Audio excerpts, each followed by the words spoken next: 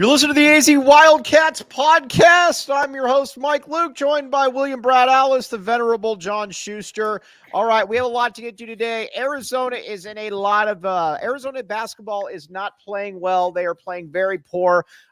There's a couple things that we need to get to here. First and foremost is Arizona's perimeter defense sucks.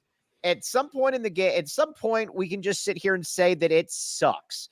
And this is a reoccurring theme. Every team shoots the lights out against him, and it's not like it just seems like it, whether it's Stanford, whether it's Oregon State. The idea of just leaving players open is absurd. The other thing, too, at what point is there going to be any accountability for any of the players on this team?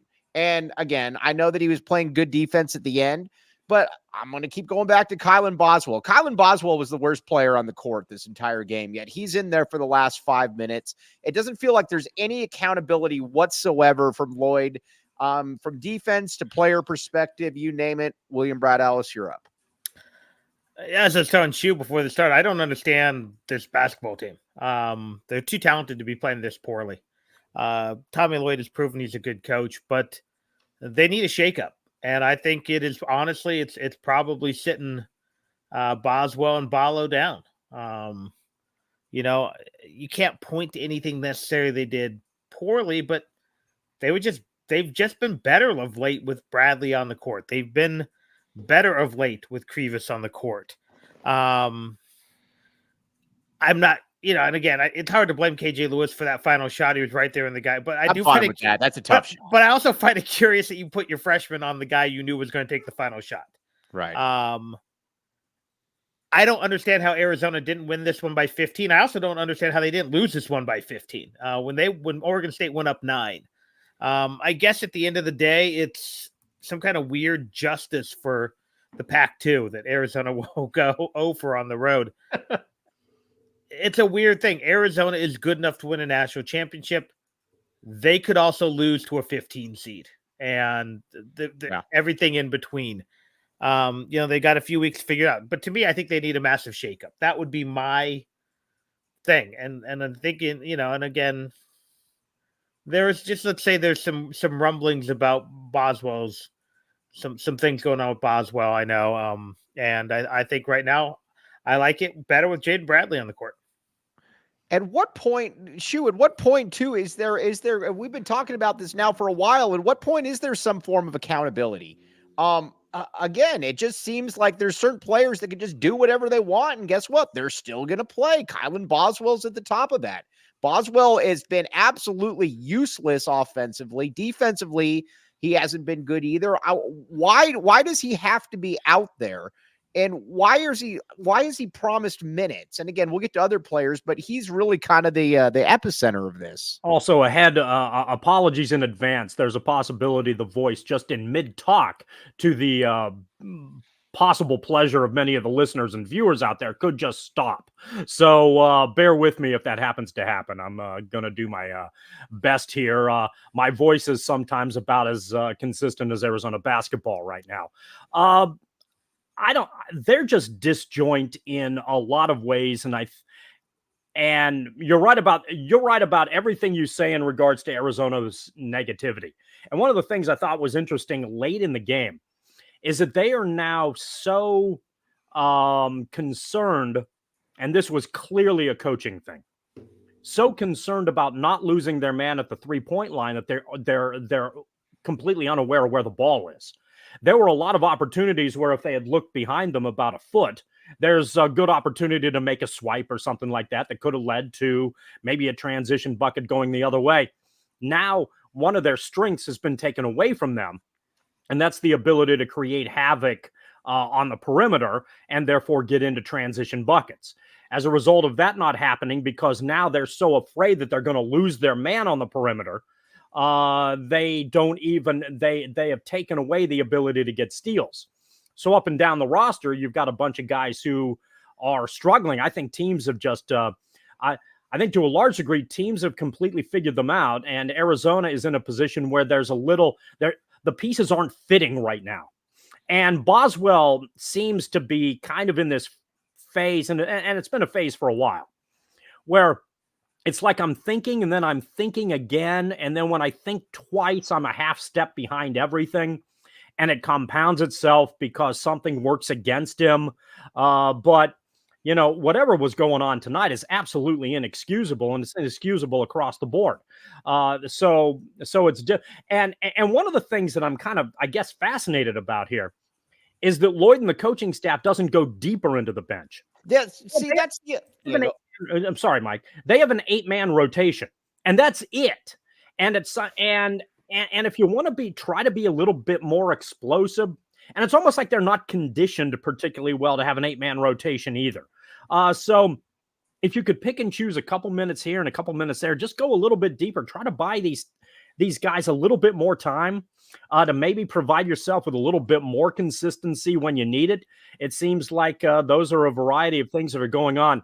This is an absolutely inexcusable performance in a game that it looked like Arizona had completely in control in the first 5 minutes, and they were going to just roll with 30-point doubles. And this is becoming a recurring theme at this point. The Stanford game to me was kind of a weird one because, again, when you're shooting 16 of 20 from three, and I can kind of wrap my head around this. This is becoming a problem, though. Washington State is not good. Washington State just wanted it more than Arizona.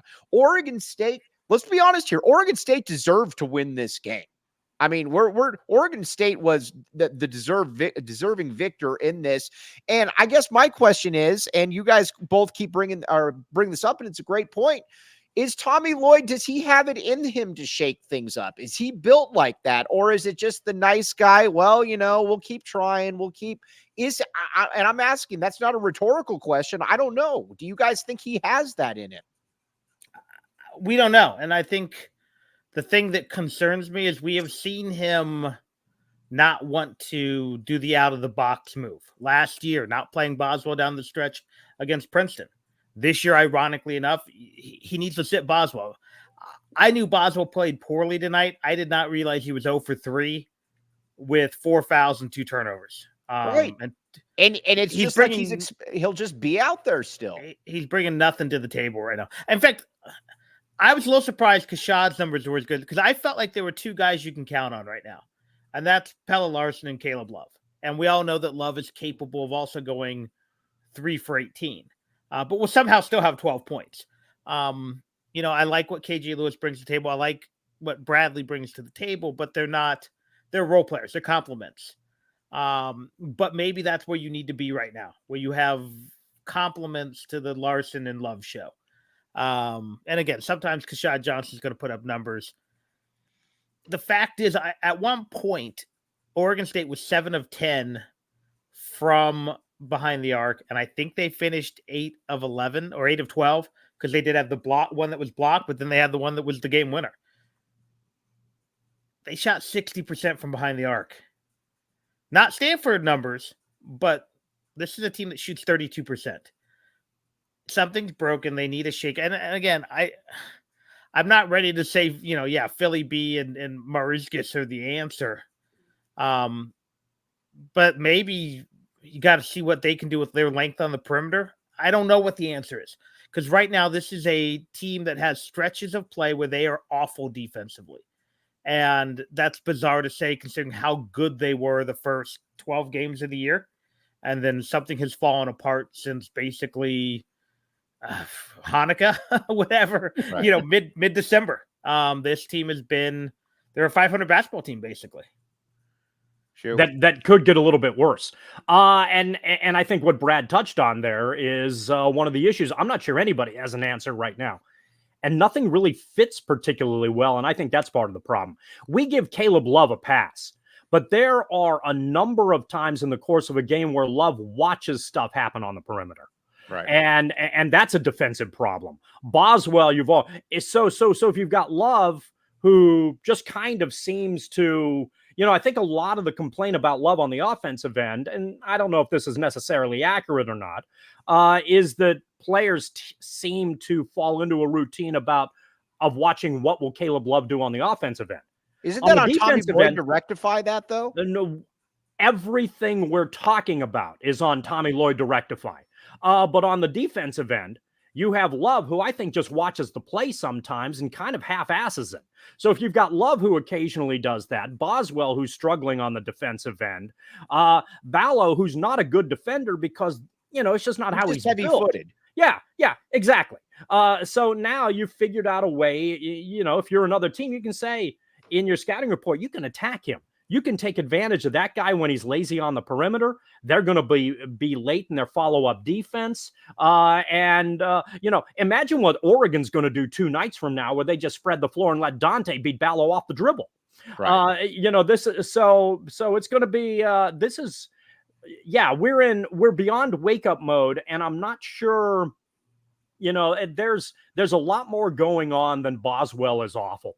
But trying to figure out where the pieces fit is hard to figure out. And I think part of the issue is, I feel like, that Lloyd isn't comfortable trying to play the press on a more consistent basis, kind of like he did against UCLA in the second half, just to try to utilize. And I get that coaches don't like to press. They don't like to press because it frustrates them that they give up easy buckets occasionally on the other end. But Arizona may need to try something like that just to utilize its length and athleticism on the perimeter. And if they do that, the follow-up problem then becomes they probably have to go deeper on the bench to make that happen, just so that they don't, run into conditioning issues with the players on the floor who are going, who are expending themselves at a high level for a lengthy amount of minutes. All right, we're going to get to that Oregon game here because, again, I don't feel great about that one at all. But let's first get to the Desert Financial Credit Union. First of all, Desert Financial Credit Union. When you open a free checking account online, get $200 in bonuses. Get started by visiting desertfinancial.com/200. Maybe I'll open one. I just got $13,000 for my stolen Kia. Oh, did you now? All right, now let's go to the Desert Financial Credit Union by the numbers. Arizona's #1 credit union named by Forbes. All right. This is the recipe for a loss. 60% to 21%. And let me ask you guys this. Why do teams just seemingly just shoot incredibly well against Arizona? Is this what's going on here, fellas? What do you see? Oddly enough, I feel like this is something we've been dealing with since about, I don't know, when did Lute retire? Because I feel like this was the problem under Miller, too, especially towards the end. It's just, this team has been getting torched now for a month at least. And I don't know what the answer is. I don't know if it's scheme. I don't know if it's effort. I don't know if it's personnel. It's probably a combination of all three. But if you look at that, Arizona shot 50% from the field and lost. Again, so did Oregon State. But when Arizona shoots 50% of the field, I can't think they've lost too many basketball games in the last 30 years. It's frustrating. It's because, again, Arizona stormed out of the gate and it looked like this thing was over. And then, Oregon State just kind of hung around and it was 8-10 for a while. And I kind of looked down, was eating some food, looked up, and it was a 4-point game. I'm like, And from there on, it was a back and forth ball game. And it was somewhere, about the 6-minute mark of the first half, and Oregon State was the better team the rest of the way. And they look like, to me, they have 2 guys. But maybe that's Arizona too. Maybe Arizona has 2 guys right now. It's, again, they shot the lights out. And that's whatever you have to do. Whether that means you have to go zone, whether that means you have to go length on the perimeter, whether that means you have to quit switching. I don't know what it is. But at some point, Tommy Lloyd, Steve Robinson, and all those guys got to go and start working on the X's and O's. Got to figure out who their guys are to do, because it's all perimeter right now. Stanford won because they shot the lights out. UCLA shot the lights out and then just fell apart because they should have lost to UCLA. Let's admit it. For sure. And what did UCLA shoot in the first half? 80% from behind the arc. That's the problem. At the end of the day, it's not effort. It's not slap. I mean, Arizona scored 80 points. They shot 50. They didn't shoot particularly well from behind the arc, but they didn't take that many. They took, 12? You got to figure out this perimeter defense. And if you can do that, then a lot of other things will start to right in the ship. Otherwise, yeah, this team's not going anywhere. Everybody's making this point. It's a great point because you guys are all smarter than me. Why doesn't Ballo dunk the ball ever? I can't. This Can guy he jump? There's a lot of Ed Stokes in him, though, and that I can't count between Ballo and Ed Stokes. And granted, Ballo's better than Ed Stokes, but these guys have to be the all-time leaders. Is he? Yeah, I think so. I mean, I think so He's too. Better than Ed Stokes. Stokes is maligned, and Stokes is just, I mean, Stokes was like a 9 rebound guy at one point late. No, I'll tell you the problem is he's got some of Stokes' effort, but he's got Isaiah Fox's body. Yeah, I mean, he's 280 pounds. It's hard to jump. Yeah, and again, he looks fatter than he did last year. He looks fatter than he did at the beginning of the season. Right. I just, but again, that's my. I'm almost at a loss. The big men that don't try to dunk the ball drive me up a wall. And I know that Ballo to me is the guy that puts up good numbers, but when you watch it, like you'll see games where he has 19 and 16 or something, and it certainly doesn't feel like it's 19 and 16. Shu, am I just being dramatic, Mike?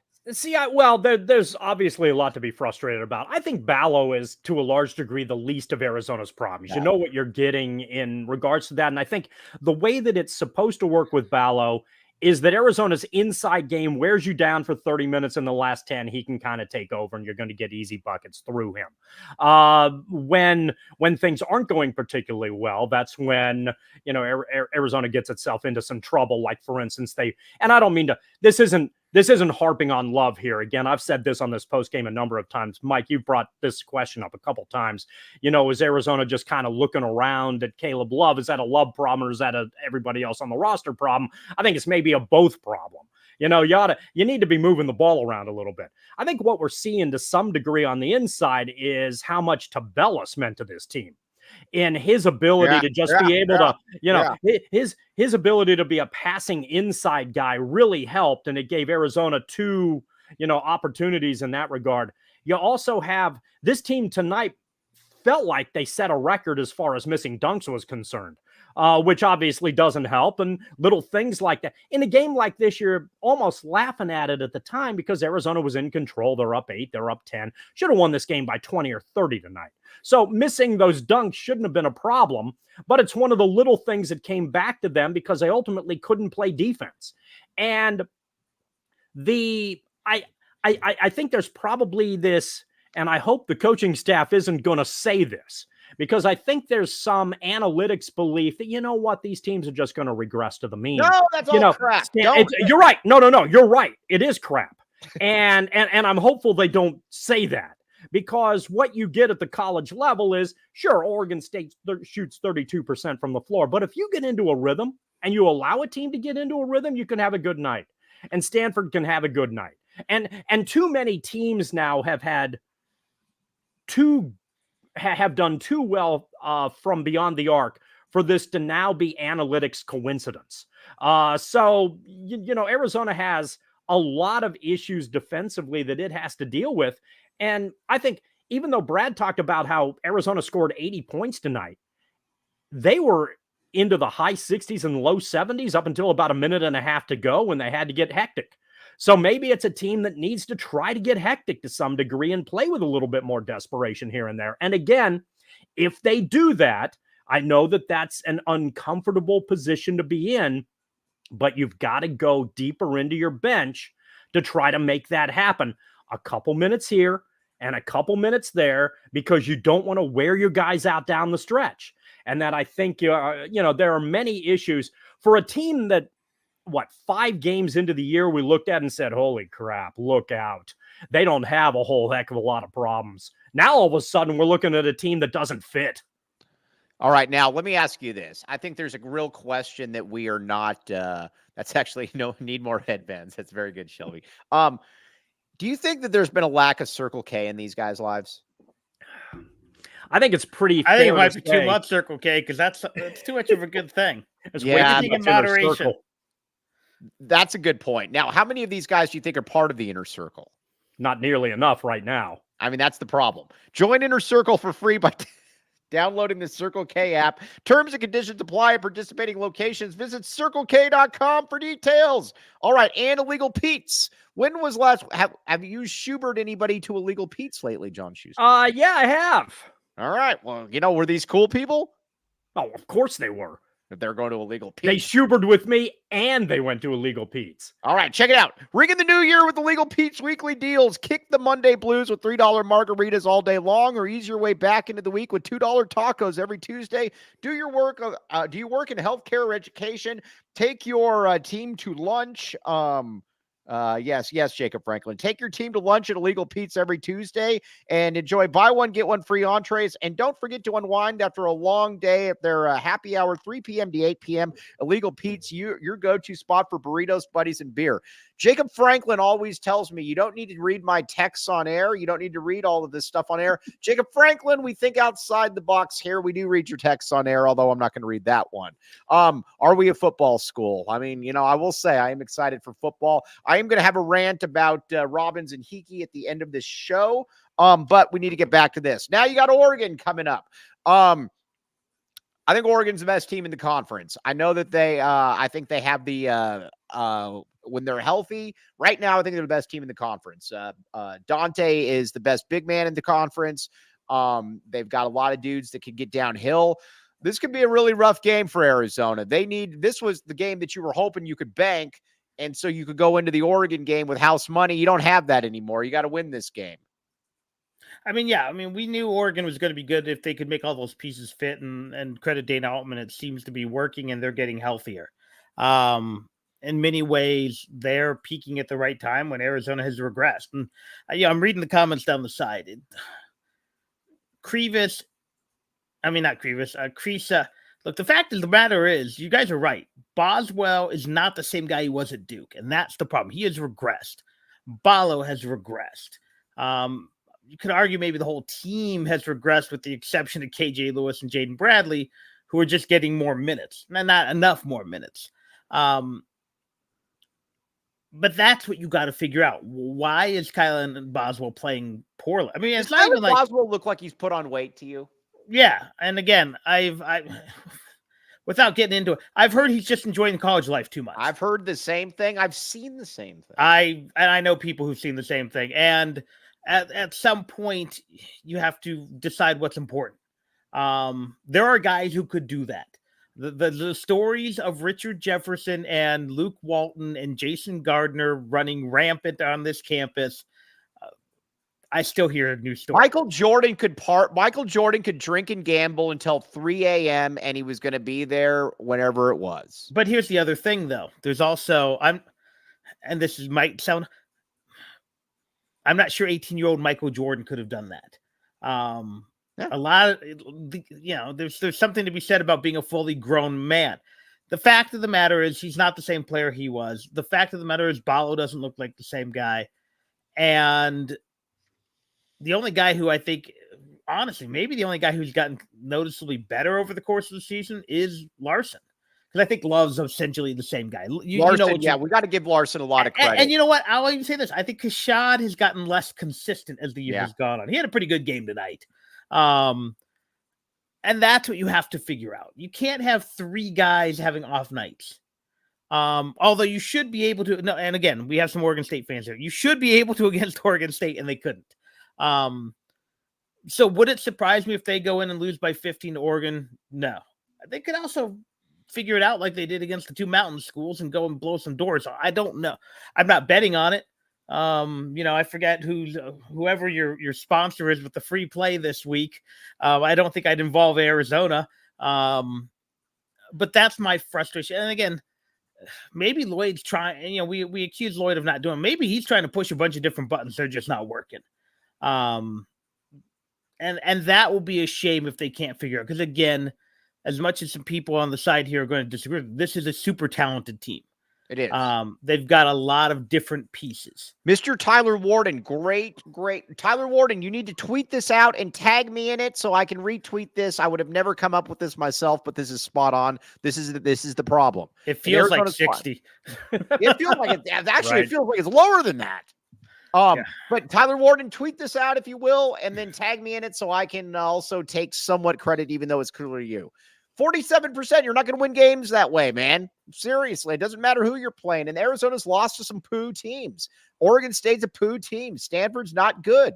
But guess what? If you let them shoot 50%, that's the way it is. Boom. The 3-point shot's the great equalizer, and that is in March. And that's the biggest, I think, concern for this team is you're going to get some team and you have a bunch of guys who look like they should be playing ultimate frisbee on the quad, and they're going to go shoot 64% from behind the arc, and Arizona's going to have an early exit. True. Right now, you don't even need some team. There are a lot of teams out there that right now you feel a heck of a lot more uncomfortable about. You lose more or less at Purdue. Okay. Shouldn't have lost probably any of the other games on the schedule, but Washington State's decent. They've got some matchup issues that I think don't benefit Arizona particularly well, especially on the front line, and those are situations that can exploit Ballo's circumstances. Maybe that's a tough one. The other ones are largely inexcusable, including Florida Atlantic, which I think was another game that Arizona jumped out to a huge lead and let get away. So now you have a Wildcat team that looks like it's good for about 5 minutes and then levels off for 25 and makes things a lot more difficult on themselves than they could for the final 10. Yeah. All right. Now, another thing, you mentioned the BetMGM Sportsbook app, William Brad Alice. Let's be honest here. You're probably not, if you're looking to win money, you're probably not betting. You're probably not back in the A right now. You'd probably be back in Kansas City with William Brad Alice, right? Their long-suffering Chiefs fan, William Brad Alice. BetMGM Sportsbook app. Check it out, my friends. Again, you will thank me later. Sign up for BetMGM. Jacob Franklin, put it up. You will use bonus code PHNX. Place your first BetMGM Sportsbook wager through the BetMGM Sportsbook mobile app for at least $5. You will receive 158 instantly in additional winnings, regardless of your wager's outcome. Check out show notes for details. And now let's hear Damon with the disclaimer. Promo call 1-800-GAMBLER. Available in the U.S. Call 877-8-HOPE-NY or text HOPE-NY 467-369 New York. Call 1-800-327-5050 Massachusetts. 21 plus to wager. Please gamble responsibly. Call 1-800-NEXT-STEP Arizona. 1-800-BETS-OFF Iowa. 1-800-270-7117 for confidential help Michigan. 1-800-981-0023 Puerto Rico in partnership with Kansas Crossing Casino and Hotel. Visit BetMGM.com for terms. This promotional offer is not available in New York, Nevada, Ontario, or Puerto Rico. All right. I'm going to ask you the question, though, again, because I actually think it's a rare, good question, and it's something that every now and then I will bring up when I can. Does Tommy Lloyd have it in him to make tough decisions? Does he have it in him to bench somebody? Does he have it in it to shake the lineup? And not just a cursory, like, I'm just not going to play somebody for 3 minutes and then bring him right back in, but to actually change the structure of what's going on. The other thing that does bother me just a little bit, and then you guys have the court floor, whatever you want, field, is that it does feel like players are more out of shape. Ballo looks bigger than he did to start the season. So does Kylan Boswell. At the end of the day, to me, that's also a coach can't let that happen. You guys go ahead. Sorry. Yeah, I think all of that is, I think those are very Arizona from a conditioning standpoint. Looks like we've talked, I think, on the show a few times about what appears to be a lack of effort in a team that appears to be lethargic. Well, effort leads toward you being late on 3-point perimeter defense, and effort leads to you standing around on the offensive end. What are two things that Arizona's done a lot over the course of the last 4, 5, 6 weeks now? Both of those things. So you can make the case that there are perhaps conditioning issues on this roster. So while I'm talking about how Arizona needs to maybe expand its defense a little bit and go deeper in the bench to try to give these guys an opportunity, I might be shrouding the reality that whatever the conditioning issue may be, they're not able to go 36 minutes to the level that they ultimately need to get Arizona to where we think they're capable of going. So I think, I think there's reason to believe, whether you see it physically in a Boswell, whether you see it physically in a Ballo. And again, to Ballo's point, he seems to try to get up and down the floor. At least there's an effort there, I feel like. But, there are things that are noteworthy in regards to how Arizona is playing on both sides of the floor, which lend itself to the theory that maybe there's a conditioning issue going on here. William Brad Alice? Yeah, I mean, if it is, it's not part of the strength and conditioning program because we've seen Rounds has been here and conditioning has never been an issue.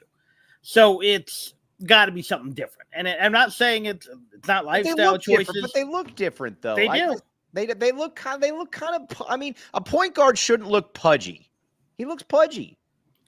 He looks a little bloated, yeah. And there are certain, things that can make you bloat. And again, right. I don't want to throw the kid under the bus, but they're college students, and college students partake in activities, and that's all I'm going to say right now. But yeah, now it's incumbent on Lloyd. And if it means sitting down and having heart-to-hearts with these guys, and again, there are certain guys who it doesn't matter. They can eat the McDonald's quarter pounders, and they can drink beer, and they can stay up till 4 a.m. They can, go out to parties, and it didn't affect them. And there's other guys who have to watch every single thing they put in their body. I remember, what was it? Buttinger. Buttinger just kind of lost a step at the beginning of his freshman year and admitted he had to change his diet. Other guys have had to change their diet, have had to change their lifestyle. And maybe some of these guys, this is the great. By the way, you need to go carnivore, go keto, like one of these guys. I am one of these people. I can eat like crap, and guess what? I'm not going to gain fat. It just is what it is. It'll probably be a point when that doesn't catch up with me. But right now, I can do it. I know a lot of people though that can't do that, and you've got to know your body type. Exactly, William Brad Alice. You said it, not me. Yeah. But man, you agreed with that instantaneously, Mike Luke. No. I'll say out, and they. I'm the kind of guy who, when I was lifting heavy and I had to eat a bodybuilder diet to be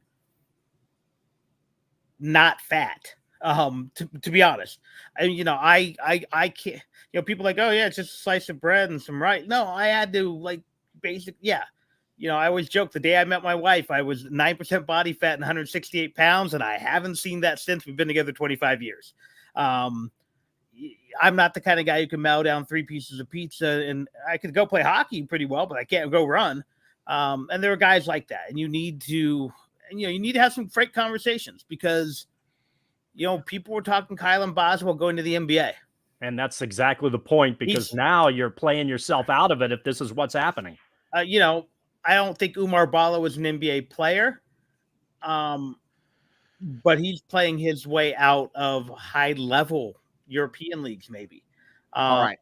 I'll tell you what. Let's talk about something better, because I might hurt hearts. Let's talk about something best. Let's end on a good note here. Arizona football is returning about almost 85% of the players that they could. It looks like Tacario Davis is coming back. So really the only big losses that looks like they're going to lose in the transfer portal, Jonah Coleman left, and Ephesians Prysock, we'll figure out what that one, but I'm not. Although it sounds like I know Shear's reporting it's not done with Prysock. It's not done, exactly. So Arizona could theoretically just lose Jonah Coleman to Washington, and you would be looking at least a top 15 roster. Yes, please sign me up. Thanks. Oh, and Isaiah Ward, sign me up. If you look at it though, and here's the thing: Jonah Coleman's great. I love Jonah. He's a running Coleman. back though. You know what?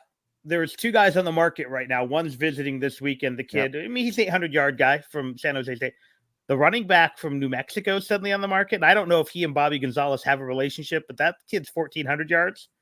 And there's 2 hybrid defensive linemen coming in from San Jose State.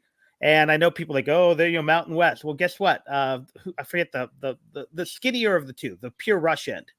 Had a sack and a half against USC and 11 tackles. He's from Mesa. Trey Smith, yeah. And he had 11 and a half tackles against Oregon State and USC. So those are easily played out. Finding that other corner, because they really probably need 2 corners, because they lost the kid from Indiana as well. That was kind of you got Stooks, you got Tacario Davis, but yes, yeah, and I like G7, but I don't know if he's a full-time coverage corner. But the fact is, they retain most of this roster. I really like the staff. The only guy I wanted from San Jose State that they are not bringing in is White, the linebacker coach, who was a heck of a recruiter when he was at UCLA. The irony is he could still wind up at Washington, I guess, but he's probably going to go to the NFL. I know he interviewed with the Jets. This was the best case scenario. You get the guy who they probably should have hired 3 years ago. And again, I'm not one of these. Jed Fish did great for Arizona. He left in a horrible way, but he rebuilt this program. Right. But you bring in Brennan, who I think at worst is going to match his record that he had at San Jose State at Arizona and has potential for more. You keep Dwayne Aquina, although I kind of wanted the guy from UNLV. I really like Dino Babers coming back. The Bobby Gonzalez move is very intriguing. And you bring back these guys, and you probably have a poly pipeline. And, they're also, is Arizona one of the only schools in the country with two, and it's weird because, but people of color in coordinator positions. You have a Polynesian defensive coordinator. You have an African-American offensive coordinator. Hawaiian count as Polynesian? I don't know. You consider Dwayne Aquina Polynesian? I don't know I don't know his full background. Is he just Hawaiian? Either way, he's got the connection to the islands. Fair enough. Which is a cool thing because you can reach out into very different communities for recruiting. By all accounts, Alonzo Carter might be one of the best recruiters at Arizona since who was the guy under Dante Williams. Dante Williams. It's going to be very interesting to see what this staff does, and I'm intrigued about it. And at the very least, the best part about it is you don't have to rebuild. He comes in. We're going to find out really quickly. He kind of comes in or not. He's got a nice roster. It's like when these guys inherit $1 million. Everyone talks about how they're self-made man. Right. Brennan's inheriting about the best situation he could. $14 million loan that you were able to. He's got 2 steps ahead of where Jed was, where Sumlin was. Where Stoops was. I do want to rant on something real quick, though. I do very much, it bothers me a great deal what happened to Dave Heeke. I think Dave Heeke did a very good job as the athletic director. I like Dave Heeke a great deal. Everybody knows that. He's leaving a top 10, 15 basketball team, a top 10, 15 football team. And the financial issues at the U of A do not come back to Dave Heeke. They come back to the man at the top. And again, if you saw what the governor of the state of Arizona said when she put out today that basically this is an unsustainable situation and she doesn't have any faith that Robbins can fix this. This was a Robbins issue. This is not a Dave Heeke issue. And I know that there's a lot of people in the union, the teachers union at the U of A, that are upset that that the athletics spending went up. I totally get all of that. Dave Heeke being the fall guy for all of this is just nonsense. He should not be the fall guy. He did a good job. And again, this whole thing about how, there was all this wild spending and all of this in the athletic department.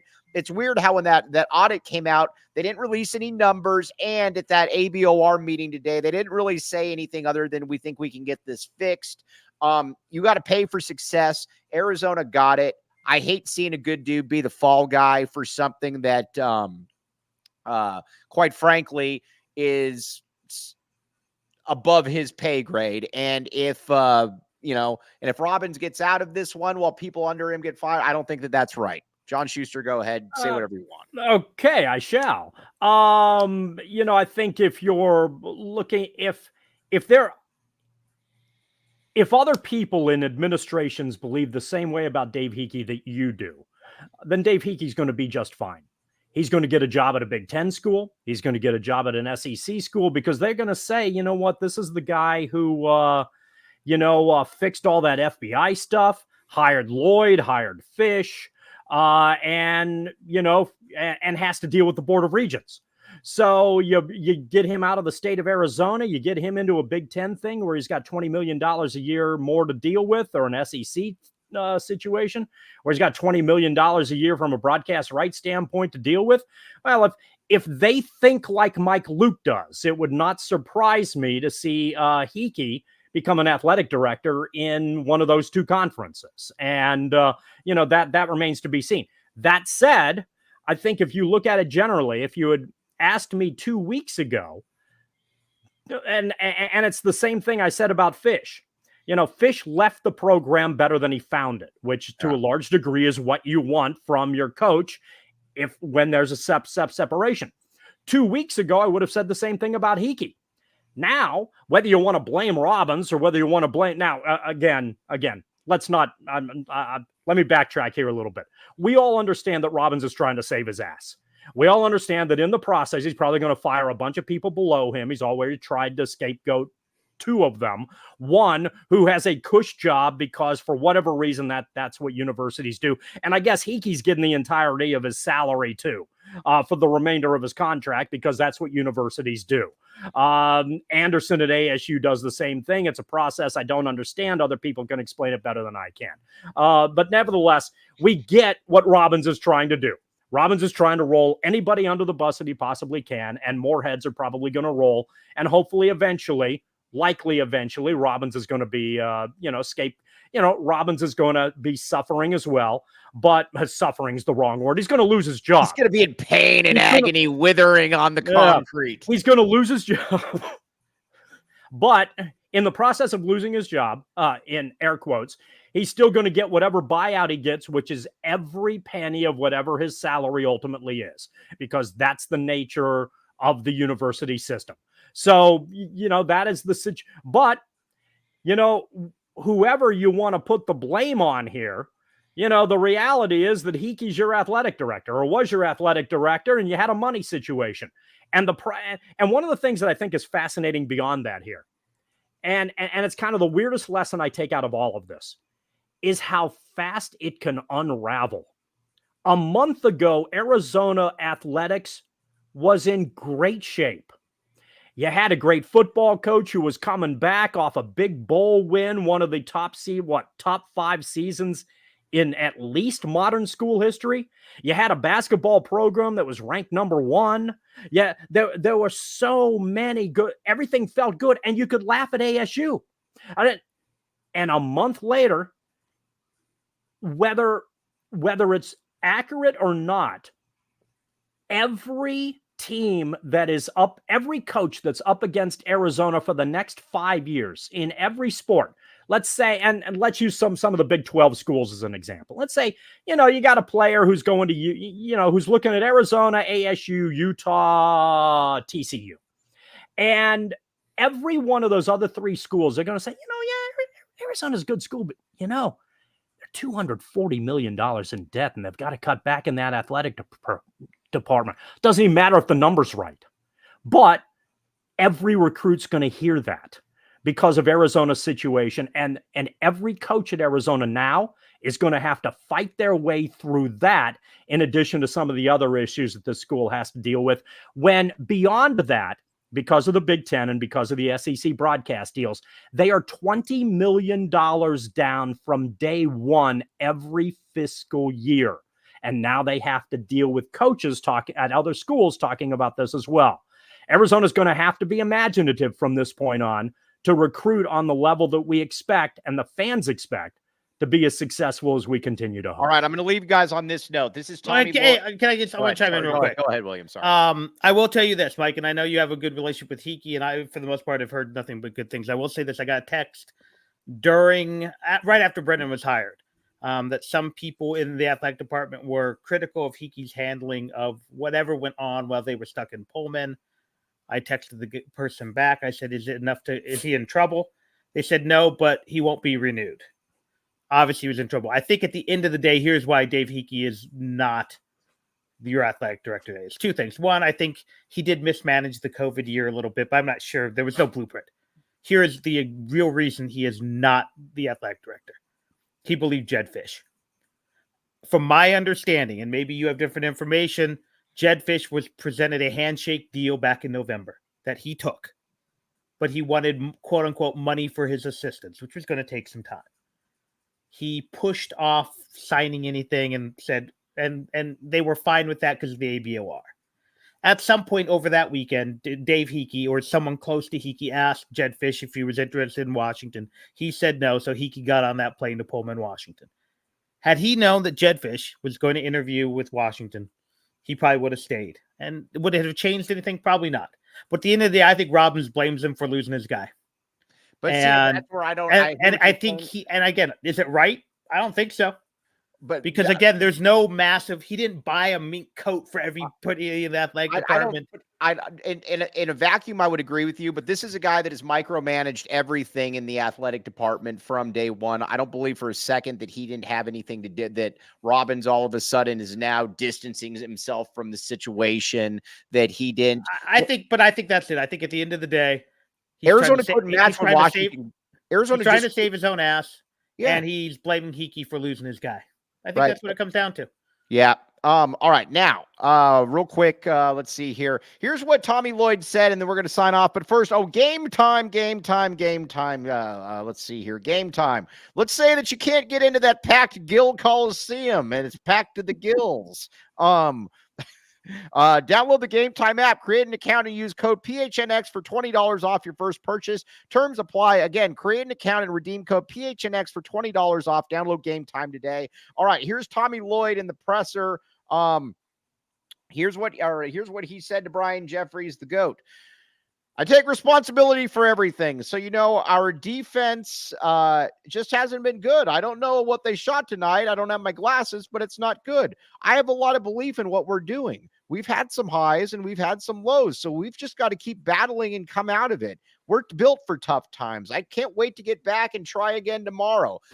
I.e., we're not changing anything. We're hoping you will start missing shots. That's what I took from that. What do you guys say? Maybe I'm an idiot. Brad, go ahead. I don't know. I mean, it's a reaction right after the game. Let's see if he sleeps on it, and let's see what we see Saturday. Do we see a change in the starting lineup? Do we see a change in the defense? Do we see a change in Tommy's demeanor? We've all done these shows. I mean, we're close enough to it. We've done these shows for years. Emotions run high. A lot of times, Mike, you've done the post-game show and then come back, and you and Kev used to do a show on Monday, and you've changed your opinion a few times, right? So let's see what happens when Tommy Lloyd wakes up tomorrow and has to start scheming for Oregon and has to look at these guys at a hotel where I don't know where they're staying, Portland, Corvallis, Eugene, I don't know. And let's see. Because I don't know. We don't have enough traffic. We have not seen this kind of poor play by Arizona over this long a stretch in the Tommy Lloyd era. John Schuster, close it out.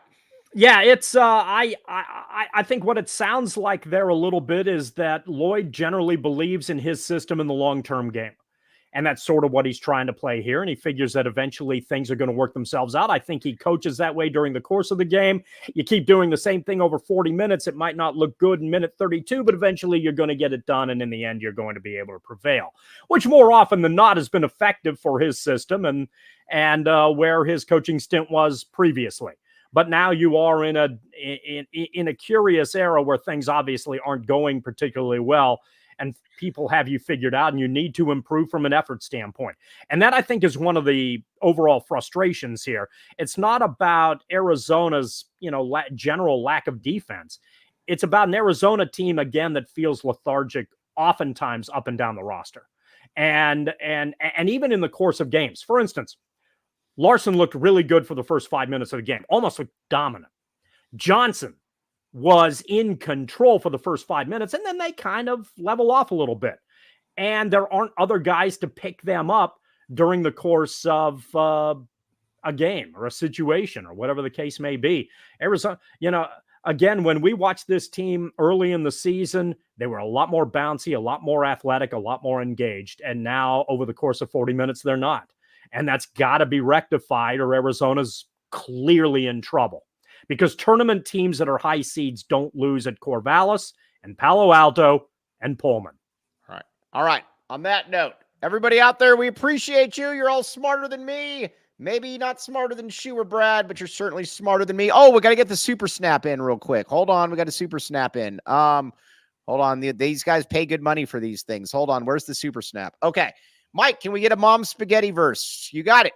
His palms are sweaty from Mom Spaghetti. There's vomit on his sweater already. Mom Spaghetti. He's nervous and ready, but when he looks, he sees Mom Spaghetti. I can keep talking about Mom Spaghetti. All right. On that note, for the William Brad Alice, the venerable John Schuster, the great. I'll pay you $3 next time not to. All right. You can raise that $2. For the great Jacob Franklin, I am merely Mike Luke. We will be back with you. You've been listening to the AZ Wildcats podcast. Thanks again. We all silly like the mayor.